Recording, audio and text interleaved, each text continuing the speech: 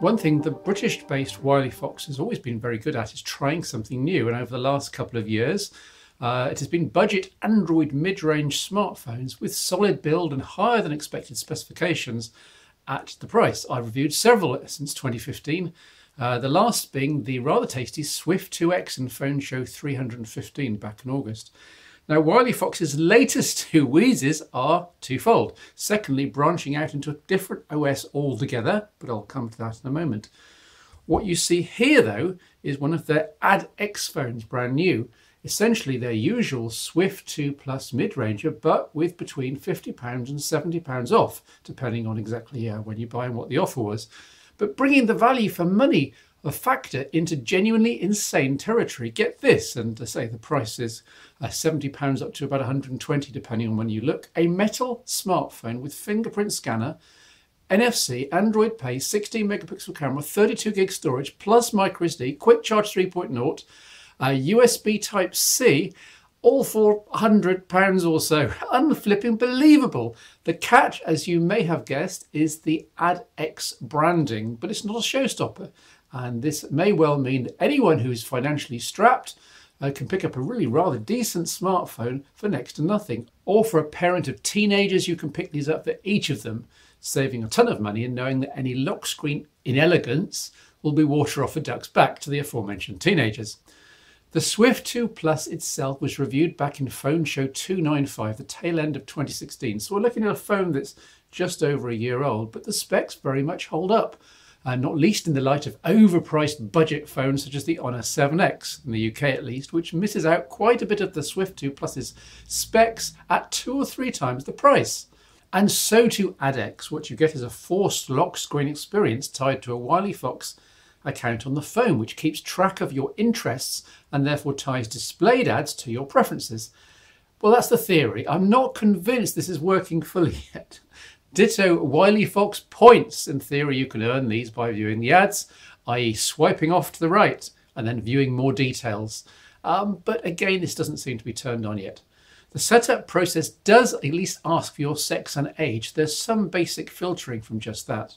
The lock screen, mind you, is something normally you'd swipe away anyway, though this way you don't get notifications on top. These end up hiding underneath your PIN entry pad if you swipe to dismiss the ad, which isn't ideal if you like dwelling on your lock screen notifications and panels. The suggested cure is not to have your device PIN or finger protected, meaning that swiping away the ad takes you straight to the home screen. But this isn't a good idea on lots of levels and also foils the point of having a nice, fast fingerprint scanner on the back in the first place. So I contend that the recommended setup is to power the Add-X Swift 2 Plus on with your fingerprint in the first place. That way you're already authenticated and you simply have to swipe away the ad to get going and back into your apps. I can absolutely see how the mere presence of lock screen ads will drive experienced geeks and tinkerers mad. I'm probably in the same category myself, but I can also see how this might be a way to get serious money off for people buying for their family. Of course, in the long run, it depends how many people use these ads to browse offers and ultimately buy stuff. And these are metrics which Wilyfox will discover in due course over the next few months. The second interesting Wilyfox device sent over for review is the eponymous Wilyfox Pro. The name's a slight misnomer for consumers since the specification is anything but Pro, but the name here refers to this being specifically for the company market. Here's how the thinking goes. Back in the day, companies dished out work phones, usually Blackberries or Nokias or low-end Samsungs. And then over the last 5 years, bring your own device. BYOD has become a thing, with employees bringing their own iPhones and decent Android handsets to work. And the company's IT department would then load on the appropriate business software, email configuration, or whatever. Now, this works in many cases. It's just another account on the device after all, just another couple of apps. But there are some serious underlying issues with BYOD, at least when we're talking about Android. The employee could do anything on the phone. Browse to sketchy download sites to get a game for side loading, get offered a malicious browser pop-up offering a fix for non-existent phone malware. In each case, just tap through a couple of OK screens, fiddle in settings, and the Android phone is far too easily compromised. Yes, even if it's a flagship, but far more easily if it's something older or more obscure or not up to date in terms of security patches.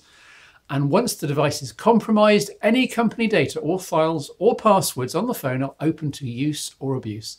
Now, Windows 10 Mobile, bear with me, is very much in the second tier of mobile OS, of course, when it comes to applications and ecosystem, at least for consumers, which is why you don't often see new hardware phone launches on this OS anymore, which is why also you don't see it in the high street. But it has a number of strong points.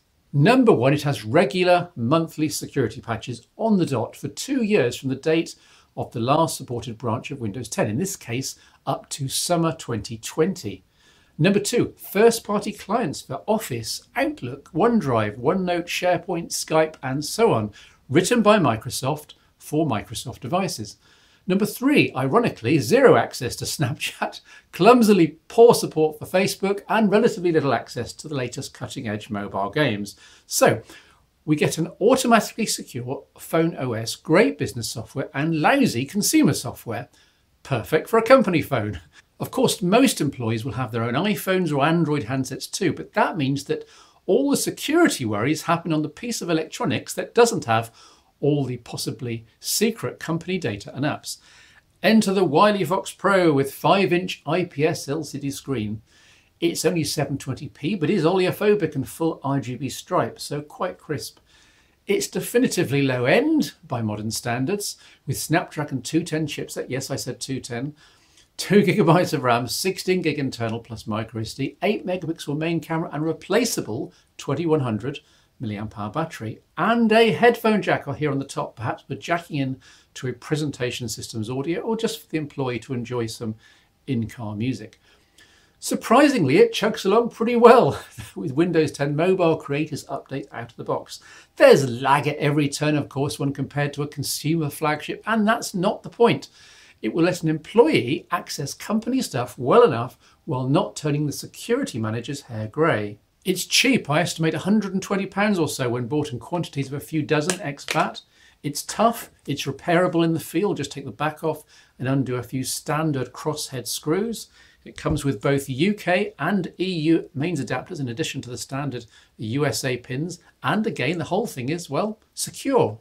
The Wilyfox Pro is well aimed at what the company sees is a niche in the market, but as with the Add-X range of phones, it'll be months before they get enough data back to pronounce either initiative a success, I predict. I tip my hat to the company though, thinking outside the box on both counts.